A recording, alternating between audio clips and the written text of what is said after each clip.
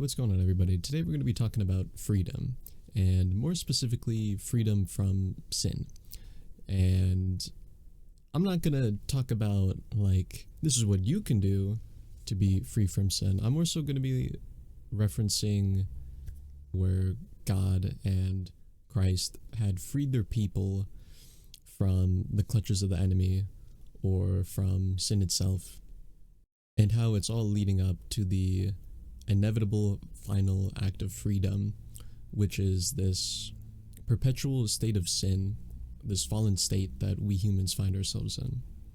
So first, let's get started about how we ended up in the situation, humanity. And it all goes back to the Garden of Eden and that first act of disobedience from God.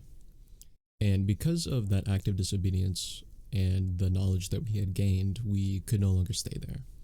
So although we were kicked out, God still loved us as we are, and he never forgot about us. So he was always there for us. And the first act of freedom that God helped us from was rescuing his people from the Pharaoh of Egypt. And he freed his people physically from the clutches of the enemy, destroyed the Pharaoh's kingdom, brought it to ruin, and then had led them to the land of milk and honey. And even despite that whole process in the wilderness, and after that, there was still so much disobedience, right? But again, he never forgot about us. Then coming to the New Testament, and God incarnating as the flesh, as the Son, had freed us, not physically, but spiritually. The Spirit had freed us from the clutches of death. We were no longer separated from him, and through Christ's death, we were granted eternal life. And this is all leading up to the third and final act of freedom. So like those two instances where he had freed us from the clutches of the enemy, this was also that it could lead up to the third and final act of freedom, which was to collect us and bring us home. And by doing so, we're no longer kept in our perpetual state of sin. It kind of goes full circle. So you had the act of disobedience, kicked out of heaven, but you had all these acts of kindness, forgiveness, freeing us from the clutches of the enemy, whether that was physical or spiritual, also that we could go back to being in the Lord's presence.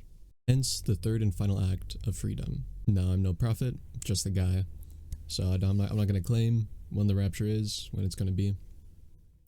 But I will say this, is that instead of worrying about when it is, what time, the day, or the hour, instead worry about being ready for the rapture. Because a lot of people will proclaim that they know God and that they know Christ and that they're ready.